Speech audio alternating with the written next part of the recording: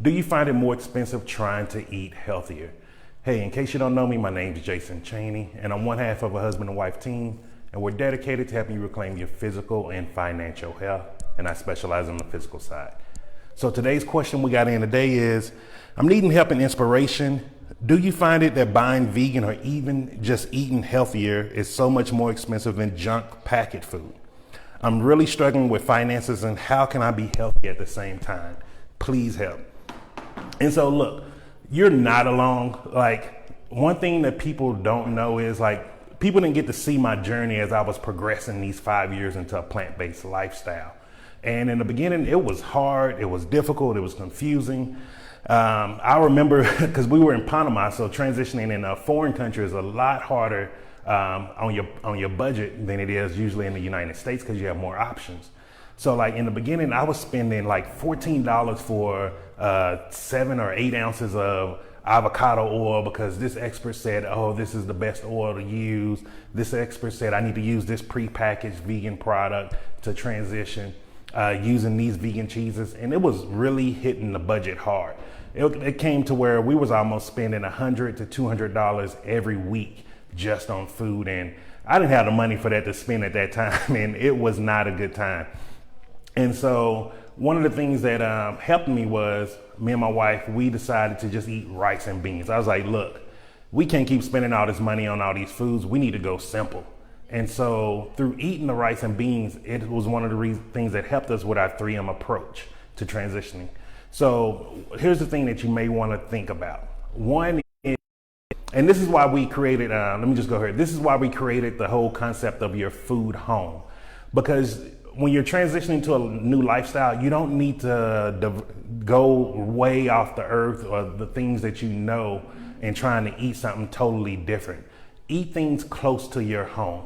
So like if you like pasta, find pasta dishes. If you eat rice dishes, if you eat soups and stews, recreate those things just without using animal products. And that's why we say your food home. So just to give you an example from me, my food home, I love eating baked potatoes. I can eat baked potatoes 3-4 times a week. So now I do baked potatoes, and I just either cook some beans, saute some veggies, and I just throw it on top. So I'm not eating anything really different. It's just recreating what I already used to eat and not using a lot of meat products. So I hope that helped you. And also, when you're actually shopping, you want to stay away from the prepackaged meal, even if it's vegan food. The things are still full of chemicals and processed, and it costs a lot of money. It is more expensive. So you want to actually get the bang for your buck. And so with that, go to bulk food aisles. So stock up on beans and your rice, grains, things of that nature. You can stock up on nuts and seeds. Also, if you're in the area, because I know for people in Dallas, Texas, you can go to Aldi. Aldi has tons of vegan products, and they're like a half the price of what you're gonna pay at Whole Foods or Sprouts, the specialty food stores. And then also, you can go to like a place like Winco. They have bulk beans. You can buy bulk grains and beans, and they can last for about $20, and that's about a good 3 to 6 months, depending on the size of your family of food to have right at home. So even today, I still stock up on beans and rice at all times. So like, if you, like with the quarantine that happened, we had about a good year's worth of food just stocked up in case we couldn't leave the house. And I'm not for sure how it looked in your area, but we can only leave once a week. And so with that, it's not much options you have to really take care of all of your shopping needs. So by having all those bulk grains and legumes on hand, it really made it simple to where all I had to do was just go to a market to get my fresh vegetables and fruits, and I didn't have to worry about much else. And so I really do hope that helped you out. And so to get with today's homework, so we're gonna actually, in case you didn't realize, the last couple of days homework, it was to help you with the first M of our 3M approach. And that's with the mindset. So that's why we had you write down what is the 5 things that are bothering you the most, and also what does it look like a year from now.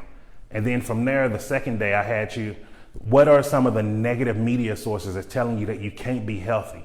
Because these things are flooding our mind each and every day, and we don't know it and we don't realize it, and they start hitting our subconscious. And then, so today what I want to do is help you with the second M, and that is our mapping. And the way I look at the mapping is, think about it as running a marathon. If you're running a marathon and you just run due north, are you guaranteed to finish? No. What if it goes east? What if it goes west? What if it does a big circle? You gotta be on the right track and you gotta be on the right path to make sure you reach your journey. And that's even when you're changing and adjusting the way you eat also. So with that, just write down three items that is your food home. Now do this is really important. One of those items, make sure it's something that you go to when you're stressed or you're having a bad day, because those days are gonna always be around. You need to know what is your food home around that so you don't self-sabotage yourself without knowing. And so that's the homework. Do three things of what is your food home, and then what is one of those that is when you're stressed, depressed, or you're just having a bad day and you know you just need to grow and grab something to put in your mouth to make you feel good. And tomorrow we're gonna elaborate a little bit more on that and help you to transition how you think about food, and also see that eating plant-based does not mean eating salads. You have so many options to eat, and it's gonna actually blow your mind once you start really seeing, oh, what I can really eat without eating animals. So I hope that was helpful for you, and I'll talk to you tomorrow. Ciao.